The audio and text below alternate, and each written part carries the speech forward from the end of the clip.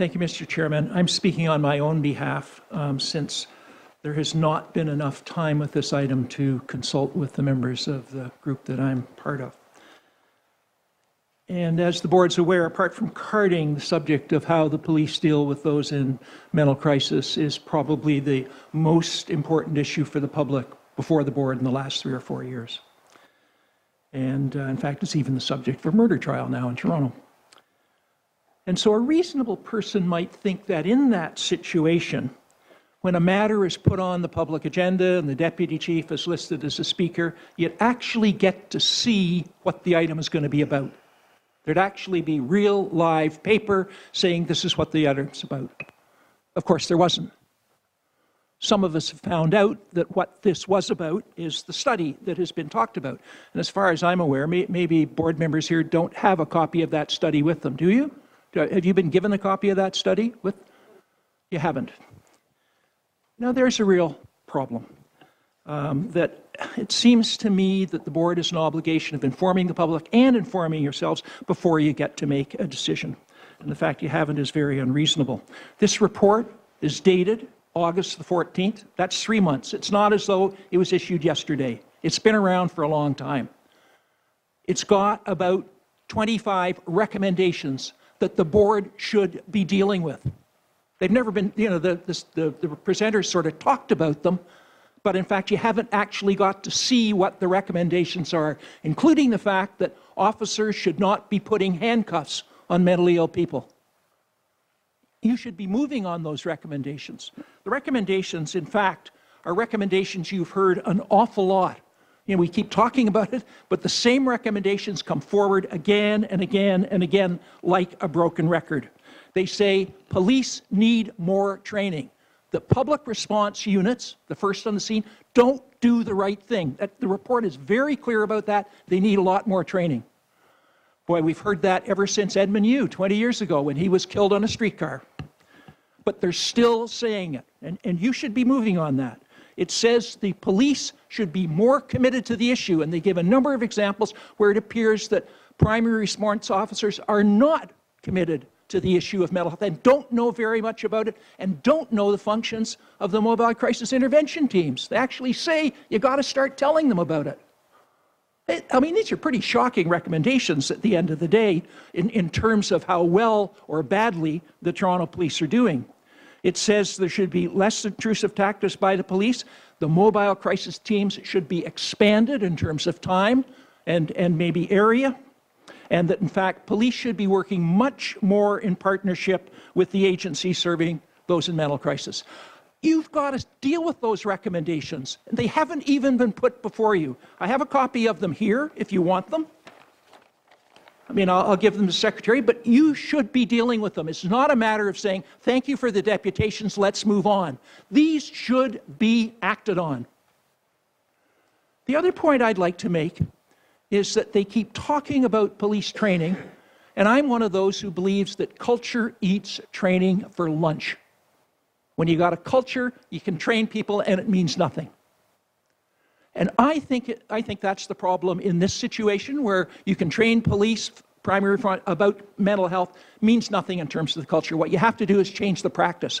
And the practice should be the mobile crisis intervention teams should be first responder. You heard the data. The primary response units, they're in 12 minutes. The mobile crisis intervention team is there in 16 minutes, okay? They're very close. The mobile crisis intervention team is never called first to attend. They should be. They are called first to attend in other jurisdictions in Ontario. Why are we behind? We know that if they're called, the arrest rates are lower, the injury rates are lower, the hospitalization is better. Why aren't we doing that? We should be. If you're going to spend any more money than, in fact, the city recommended, and we'll get to that budget stuff a bit later, spend it on mobile crisis intervention teams as first responders. Get a whole bunch of them up and running, 24 hours a day, get them there first. But I think you've got to look very seriously at each one of the recommendations of this report and act on them. Don't just receive them. Receive them, it just means you're saying, those mentally ill people, put it off. Get serious, act on it. Get the report, act on it. If you can't do it today, put it off till next meeting. I think it's shocking you haven't got the report before you. Thank you. Thank you very much, Mr. Sewell. By board members of Mr. Sewell? Okay, thank you very much. Yes, I do have a question. Oh, you'll go ahead. Yes. So you want us to invest here. So is this perhaps the answer that we need to get out there to officers, that in terms of the major changes and major reductions we're looking for in other areas, it's best reinvested in things like this? In the previous report, the CYAC, it's really about filling in the gaps in these types of services. This If we is make more changes in administrative areas? According to them, this is much more than filling in the gaps. Here's the very first recommendation. Toronto Police Service conducted assessment of primary response unit training curricula relevant to mental health in consultation with professionals in the mental health field. Recommendations for improvement to training can be informed by these professionals as well. I mean, it's real basic stuff. Let's get to it.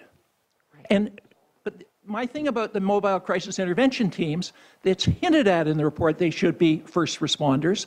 But I think if you ask them, I was talking to a psychiatrist who was heavily involved in creating this whole idea yesterday. He says, of course they should be first responders. They are in Hamilton, they are in Niagara, they are in Burlington. Make them the same here. But look at each of these recommendations. I mean, they're very, very good recommendations, and they shouldn't just be skimmed over because nobody's ever presented them to you. I'm presenting them to you. Stop, look at them, adopt them. Thank you. Any other questions? Ken? Yeah. What are your comments on the current training that exists right now around mental health issues for the police?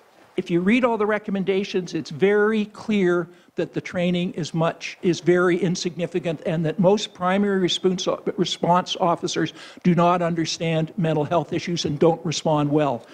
Another recommendation is that those officers undergo ride-alongs with the MCITs to allow direct observation of skilled crisis response practices in action.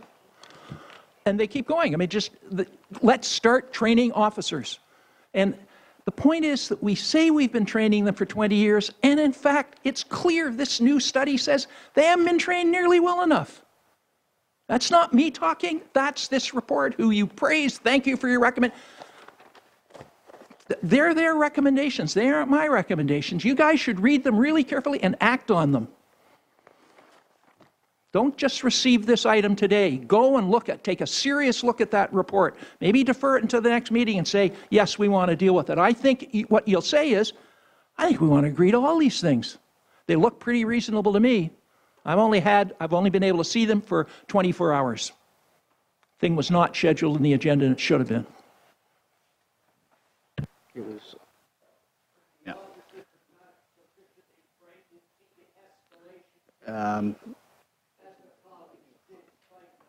Deputy Federico, have you anything you want to add here? Well, it's an opportunity for me to, of course, remind the board and the public that we looked at all of the issues.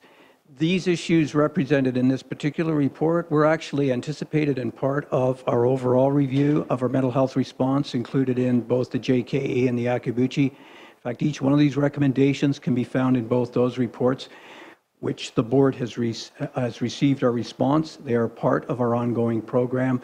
So, and has adopted in September. Adopted and are now part of our strategic program in response to people who are emotionally disturbed. So I'm not concerned that the recommendations that come out of the CRICH report have not been responded to. In fact, I would suggest a careful reading of our response to Yakabuchi and JK is a response to this particular report as well. And a further reading of this report, I can't speak for the board's process in terms of publishing or circulating the report, but in the report it acknowledges that the recommendations out of CRICH report were anticipated at the time in the Akabuchi report. So I can advise you that these recommendations out of CRICH are in essence contained in our response that was the product of the Akabuchi report. They're part of our mental health program. Mayor Tory and then Councillor Carroll. Well, just on a little bit more granular basis, first of all, I actually think we probably should just discreetly get at least the recommendations of each of these reports separately so that we can just see. But I'm going to sort of back up, I guess, what you said in terms of them being considered.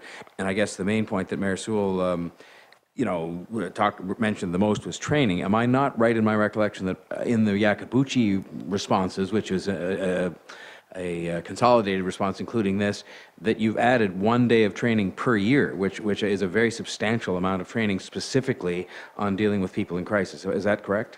That's correct. Essentially, that's correct, but I also remind the board that it knows that we've extended the recruit training by 3 more weeks, largely to incorporate this type of training that's being discussed in the mental health debate. And do I recall as well from the Yakabuchi response, that sort of long tabular document we got, that you are also in the course of not only, I would say significantly expanding the training, reviewing the curriculum to try and improve it, and obviously if you have to have more training, you have to have things That's to correct. do. It's an ongoing commitment. This is a continual pursuit of excellence the service is committed to. So I'm quite confident that the specific C-RICH recommendations are well addressed in our overall response to Yakabuchi. After all, Yakabuchi had the benefit of some of the research that was being done on the mobile crisis teams at the time that the Yakabuchi report was produced. A second granular item Mr. Sewell mentioned was handcuffs, and I saw in the presentation we got today, and I just wondered how it fits in with your own sort of the corporate response, as it were. I presumed it was because it was one of your members speaking, of reducing the use of handcuffs, which was precisely that point that he was making. Is that also? It's been our long-standing practice and tradition that subject to officer and public safety, the use of handcuffs are discretionary. But to emphasize that, we've included a specific reference into our procedures, where the use of handcuffs is always a discretionary decision by the part of the police officer on the basis of public and officer safety. And my final question is, could you comment on Mr. Sewell's suggestion, especially the part that suggested other municipalities were having crisis intervention teams arriving first, or that they were the first responders? And are you aware of where that happens? And secondly, why wouldn't we be trying to a greater extent to do that? Mr. Sewell is mistaken. No other police service sends the mobile crisis team or their version to primary response calls as a first responder. They are co-responders, and that's what we do here in Toronto. So the primary response officers will always be dispatched because that's the moment of greatest risk to public and officer safety, including the subject person. And the primary response are in the best position to provide that level of safety. The mobile crisis teams provide that support that the primary response units use. In our practice, which is institutionalized in Toronto, the mobile crisis teams are often co-responders. They'll often arrive at the same time or shortly thereafter. Just if I can pursue that point, Mr. Chair. Sorry, often or always? Well, that's, yeah. Well, so okay. let me, that's a great question to clarify. Thanks for that. It depends, of course, on the team's availability. So it's a component of a response. It's a relatively small resource, number of teams available. So, of course, their ability to co-respond to every call is dependent upon their availability. But that's an established practice. The primary response are dispatched first because, as I indicated, that's the moment of highest risk to public safety, and we need the primary response there to provide that level of safety. But that doesn't preclude the mobile crisis teams from mobilizing at the same time, and they often do, depending on their availability. It was exactly the question I was going to pursue. The chair did too, but may I just then go back to other evidence put in front of us today, which is 16 minutes versus 12 minutes. And Mr. Sewell made this point too. Is it fair to assume that if we did then add some additional resources to having some additional capacity, we could, for example, state as an objective, as a policy objective, or you could as an operational objective, to have that those two numbers match up? Because you can't really achieve what was the word you were saying? Co-response, co-primary response, if you don't have equal time. That 4 minutes, especially in the case of somebody who's in crisis, is potentially a very dangerous 4 minutes for all of us, for them especially. Just dangerous in terms of what can happen. Right. I mean, obviously, the more mobile crisis teams we have, the greater their availability, and that might result in a reduced time to respond to the call. But the caution that's been expressed in circumstances of developing a mobile crisis team is we're introducing an unarmed civilian to a situation that may require police officers to take either